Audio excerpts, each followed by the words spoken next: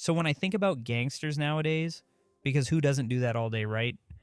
I usually think about myself. Just kidding. I sit in front of a screen editing videos with a headphone indent on my skull. Not super gangster. I do, though, think about what was it actually like to be a gangster in medieval times? Did they even have what we call gangsters? What does it even mean to be one? In the year 900 AD, the fabric of what we now call England was changing rapidly.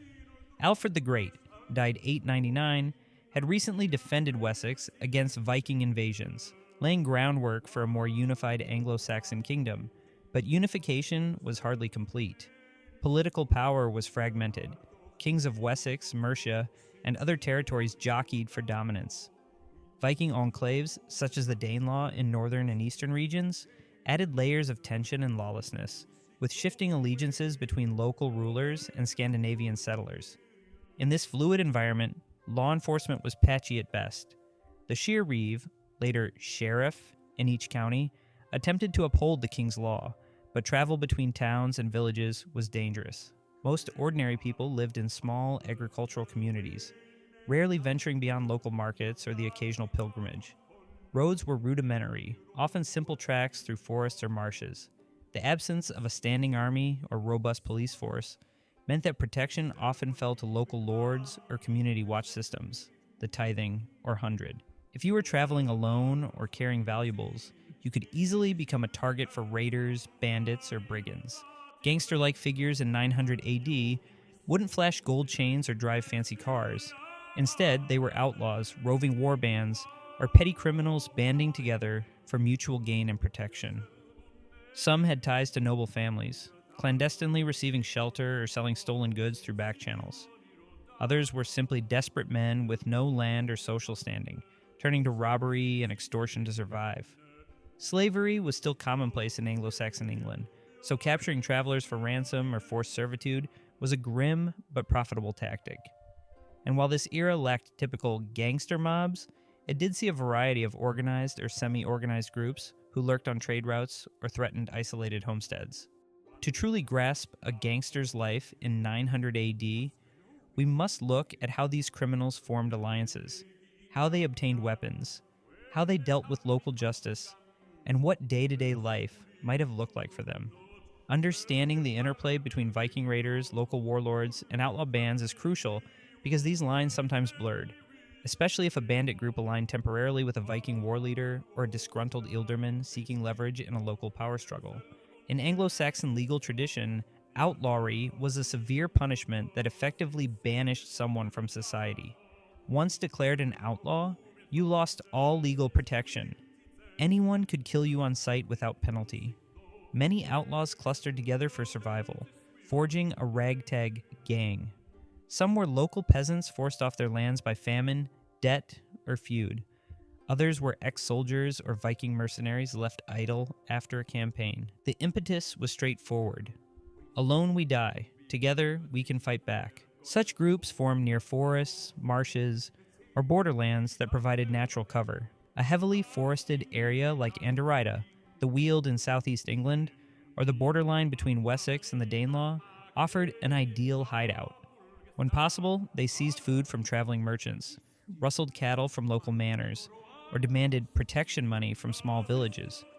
Although these criminal bands rarely had the structure of a modern mafia, they operated under a rough hierarchy, a charismatic or feared leader, a few lieutenants skilled with swords or axes, and a base of followers well versed in local terrain. Weapons in 900 AD England were typically spears, sea axes, a short single-edged blade, and occasionally swords for those who could afford them. An outlaw band or gangster crew might brandish simpler arms, stolen spears or blacksmith-forged knives. A well-armed member might have a round wooden shield reinforced with iron, plus a decent sword, a status symbol that implied prior service or a good theft. Bows existed but were less common than in later centuries, though some criminals or ex-huntsmen might use them for ambushes. Attacks and robberies typically relied on surprise. Gang members might wait along a forest road, hidden by thick brush or overshadowed by large oak trees. A merchant caravan or a small group of travelers would be vulnerable. The criminals would rush in, shouting, brandishing weapons, and attempt to overwhelm their victims quickly. If outnumbered, they retreated to dense woodland where cavalry or local reeves would struggle to chase them. Because most communities had little police infrastructure, these tactics could be repeated. However, if they grew too brazen, targeting a high-ranking noble or a well-protected shipment, they risked a more coordinated retaliation. In the Danelaw regions or near Viking-occupied towns, some outlaw bands might coordinate with local Norse jarls, acting as informal muscle or guides in exchange for coin or a share of the plunder. Conversely, around the Wessex heartland, outlaws might find limited support, constantly on the move to evade the watchful eyes of the king's men. Life on the run in 900 AD was harsh and uncertain. A gangster band seldom enjoyed stable shelter. They constructed makeshift camps deep in forests, building crude huts with branches, mud, and thatch. Food came from hunting deer or boars, risking the label of poacher, a capital offense if it was a king's forest, stealing from local farms, or forcibly demanding supplies from villagers. Long-term survival required some degree of local sympathy or complicity.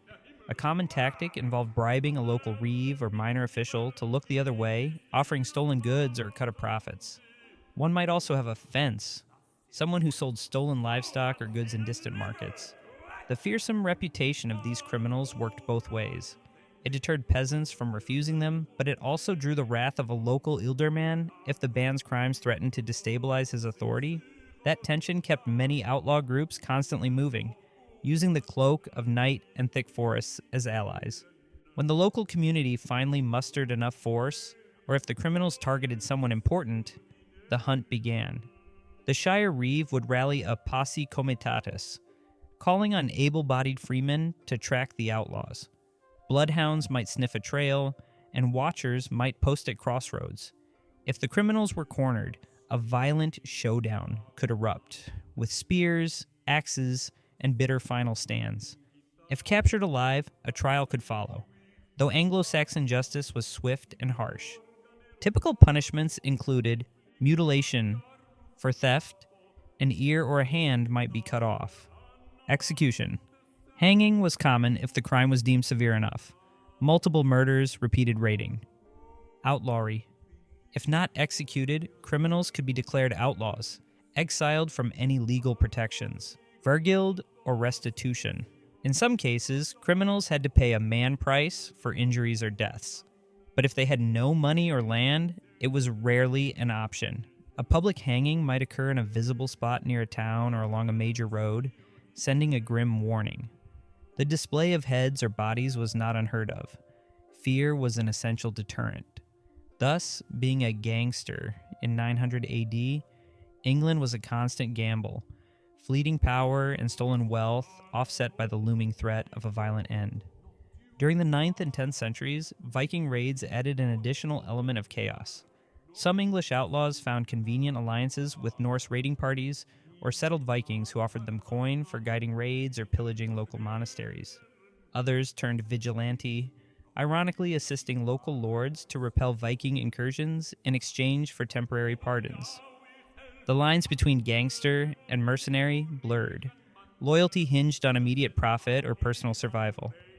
In the Danelaw, an outlaw band might blend with the local Norse population, wearing similar dress, learning bits of Old Norse, and claiming neutrality. This dual identity meant they could shift allegiances if the political winds changed. A cunning gang leader might exploit these tensions, offering his band's services to a local ealdorman or Viking jarl, thus escaping official retribution. But double-crossing either side was dangerous. Many ended up hunted or betrayed once they outlived their usefulness. Word of mouth and early forms of oral storytelling embroidered the deeds of these criminals. Some were demonized as child stealers or murderers of entire farmsteads. Others, ironically, gained a Robin Hood-like spin. Perhaps they liberated goods from oppressive lords, distributing bread to starving villagers. Realistically, most were neither pure villains nor saints, but survival demanded ruthless acts. Scribes in monasteries sometimes recorded events of bandit raids in the margins of chronicles, describing them as evildoers, or heathen men, or murderous bands. Over time, these references, though rare, took on a legendary hue. The sense that rural paths, after dark, were haunted by savage men with swords weighed heavily on the medieval psyche. Being a gangster in 900 AD, England meant living outside the fragile law and order framework of a feudal society in flux. It was a precarious existence, anchored by violence, secrecy, and fleeting opportunities for gain. Though some might find short-term success extorting travelers or stealing livestock, the looming threat of capture, outlawry, or a swift hanging overshadowed every heist. In a time of minimal policing, porous borders, and shifting alliances, these medieval criminals carved out a fearful niche, reminding us that crime thrived wherever authority was weak and desperation was strong, even in the shadow of the rising Anglo-Saxon kings.